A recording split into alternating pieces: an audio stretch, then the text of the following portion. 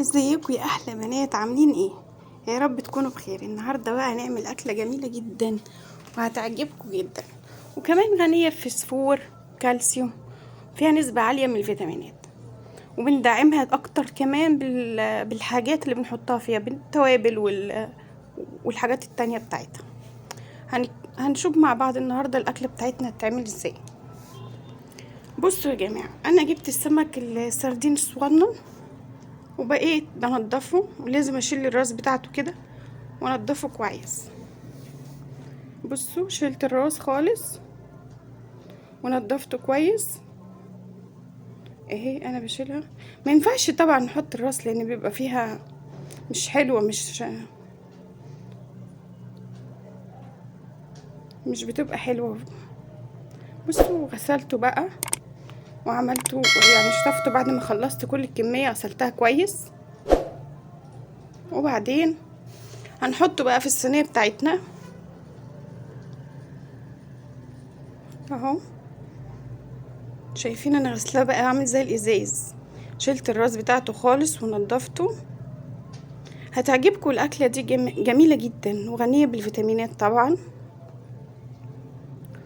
وبعد كده بعد ما حطيته كله كده وغسلته وحطيته، هنعصر بقى عليه ليمون. هنحط له ليمون كتير عشان الزفاره بتاعت السمك، لو ان لما يتغسل اصلا هو ملوش زفاره، بس اساسي بنحط الليمون. بنجيب بقى الليمون بتاعنا كده ونبدا نعصر عليه الليمون كتير. انا عصرت عليه حوالي 4 ليمونات كبار يعني. بصوا اهو.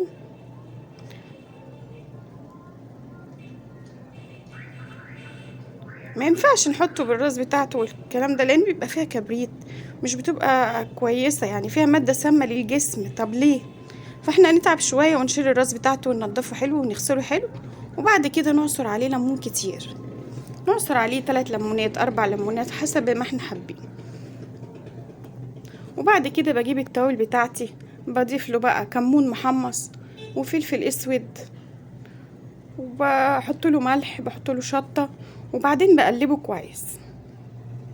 وفي الوقت ده يا جماعة انا كنت قبل ما ابتدي في ان هو انضفه، لان تنظيفه اصلا بياخد وقت شوية، فكنت عامله له الخلطة بتاعته اللي احطها عليه.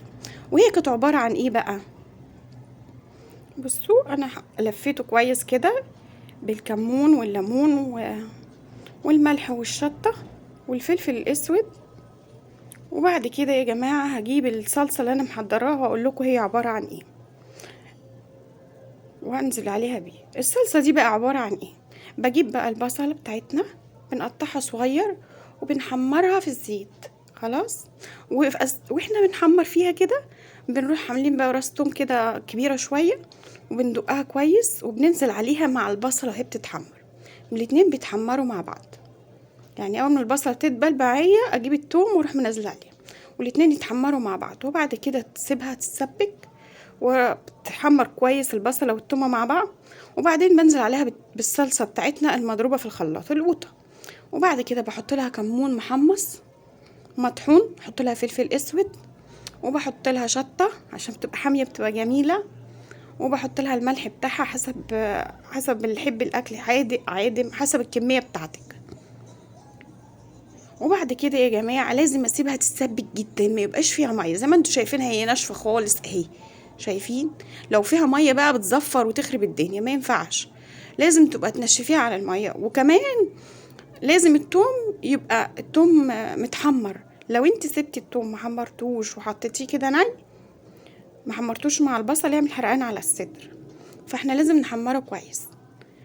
بصوا الصلصه بتاعتي مفيهاش ميه خالص، بوطي عليها النار واسيبها تتسبك كده مع نفسها، شايف حتى الزيت بتاعها باين.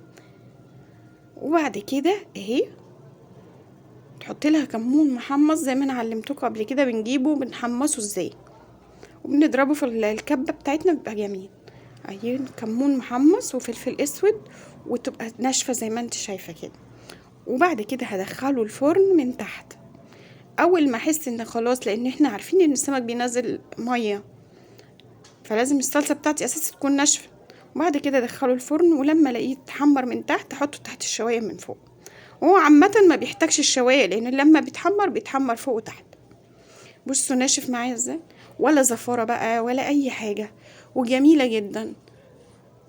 سمكه جميله بامانه، وطعمها حلو، وكمان غنيه بالفوسفور وكالسيوم اللي احنا محتاجينه، وتغيير. بس بامانه تستفادوا